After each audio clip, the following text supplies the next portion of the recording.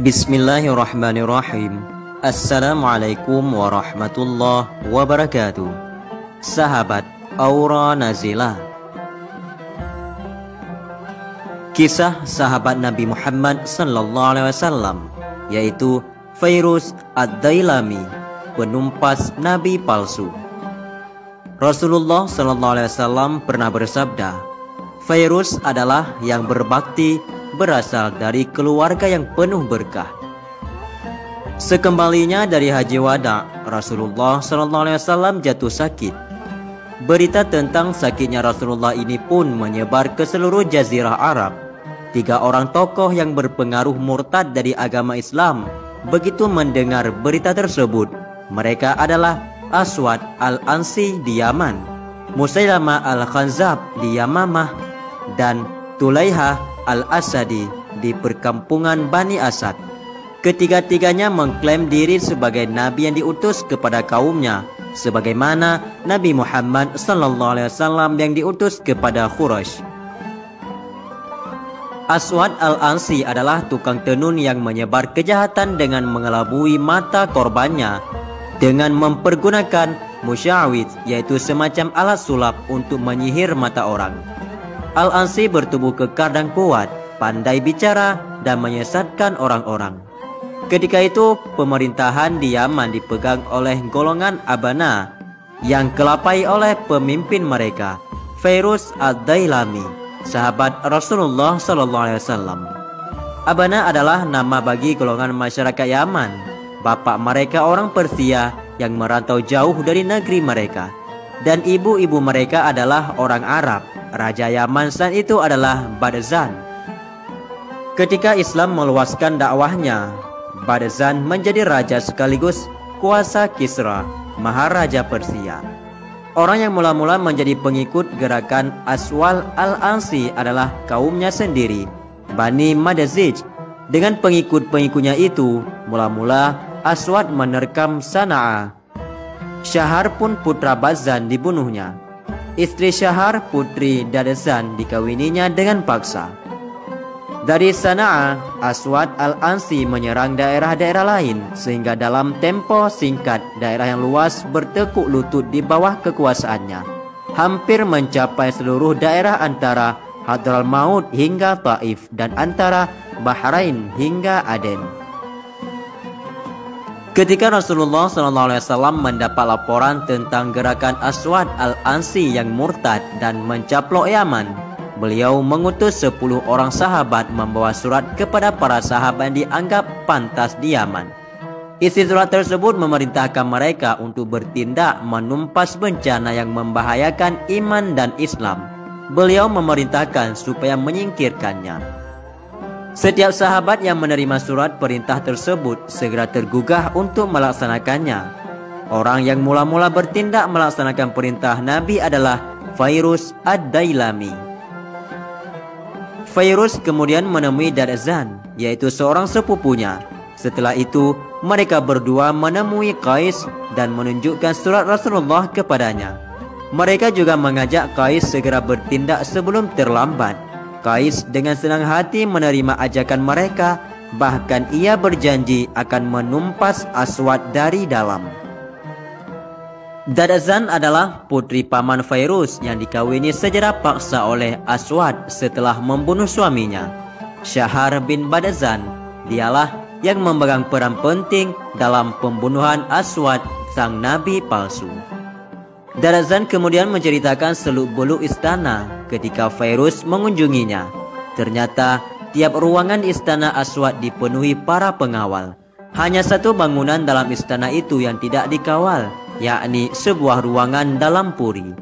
Kamar tersebut tidak dikawal karena telah dikelilingi parit yang terletak agak jauh. Dari sini ke sana ada lapangan. Bila malam sudah mulai gelap, lubangilah dinding kamar itu. Nanti kamu akan memperoleh senjata dan lampu di dalam. Aku akan menunggumu di sana. Sesudah itu masuklah ke ruangan dalam, maka bunuhlah dia, kata Dadazan kepada Fairuz. Tetapi melubangi dinding tembok seperti puri ini bukanlah pekerjaan yang mudah. Jika kebetulan ada orang lewat, tentu dia akan berteriak memanggil pengawal. Akibatnya akan buruk sekali, kata Fairuz sedikit keberatan. Kamu benar, tapi aku mempunyai pikiran lain yang lebih baik. Apakah itu? Besok pagi, kata Darzan, kirim kepadaku seorang yang kamu percayai untuk menjadi pekerja. Aku akan menyuruhnya membuat lubang dari dalam, namun tidak sampai tembus. Tinggalkan setipis mungkin, supaya kamu dapat mencoblosnya dengan mudah malam hari. Cara yang baik sekali, timpal Fairuz. Setelah itu Fairuz pergi memberitahukan rakan-rakannya tentang rencana yang telah disepakati dengan Darzan.